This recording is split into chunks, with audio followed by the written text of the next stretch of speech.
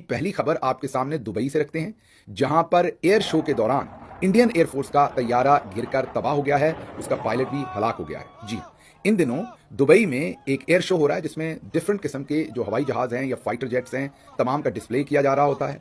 हर साल ही तकरीबन ये आई गेस एयर शो होता है वहां पर। पाकिस्तान एयरफोर्स भी वहां पर पहुंची हुई है। हाल ही में पाकिस्तानी एयर चीफ ने भी वहां का दौरा किया था, जो पाकिस्तान का वहां पर डिस्प्ले है उसको। इसी तरह इंडिया ने भी अपना डिस्प्ले वहां पर रखा हुआ था और डिफरेंट दुनिया के जो तैयारे बनाने वाली कंपनीज हैं या एयरफोर्स है या डिफरेंट जो इस शोबे से लेने देने वाले लोग हैं, वो वहां पर अपनी प्रोडक्ट्स को डिस्प्ले करते हैं। पाकिस्तानी एयरफोर्स ने भी जो अपने जहाज हैं उनको वहां डिस्प्ले किया, उसके करतब दिखाए, उन्होंने वहां उड़ान भरी। बिल्कुल इसी तरीके से जो इंडियन एयरफोर्स है उन्होंने भी अपने वहां पर जो तैयारे हैं उनको डिस्प्ले किया। गालिबन ये जो जहाज तबाह होने वाला है इसका नाम तेजाज है। ये वाले जो जहाज हैं, अगर मैं सही प्रोनाउंस कर रहा हूं, गलत कर रहा हूं तो माजरत।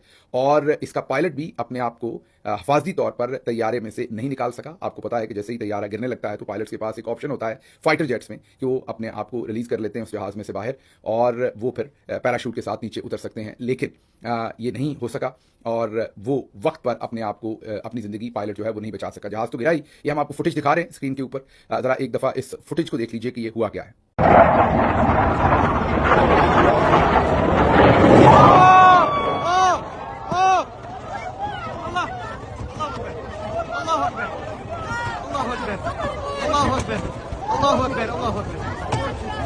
देख लिया आपने। तो ये सूरत हाल है जो इंडियन एयरफोर्स के जहाज के साथ दुबई एयर शो में हुआ है। इसमें अभी तक की जो इतलात है वो यही है कि इंडियन पायलट जो है वो इसमें हलाक हो गया, वो अपने आप को बचा नहीं सका, वो अपने आप को जहाज में से निकाल नहीं सका बर वक्त।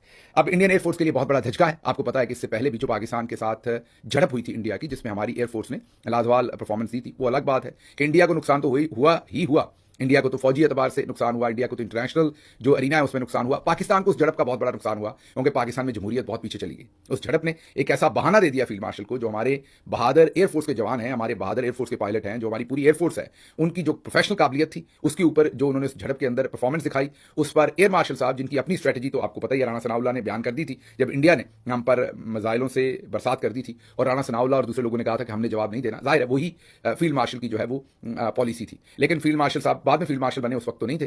तो लड़ाई तो वो लड़ी थी एयरफोर्स ने, तो उसका एक नुकसान तो इंडिया का हुआ जाहिर है। जैसे मैंने आपको बताया, इंटरनेशनल जो अरीना है उसके अंदर इंडिया ने अपनी जो परसेप्शन थी, प्रेस्टीज थी, उसको लूज किया, वो तो हुआ ही हुआ। लेकिन इन हाउस पाकिस्तान को भी उस झड़प का बहुत नुकसान हुआ और हमारी जो जमहूरियत है वो कई कोस पीछे चली गई। और उस बहाने से जो आसिम मुनीर है उन्होंने उसको इस्तेमाल किया और खुद फील्ड मार्शल बन गए। अब तो दूसरा नुकसान ये किया कि एयरफोर्स को अपने नीचे ले लिया। तो आप यही कह सकते हैं उसे छुट्टी ना मिली जिसने सबक याद किया।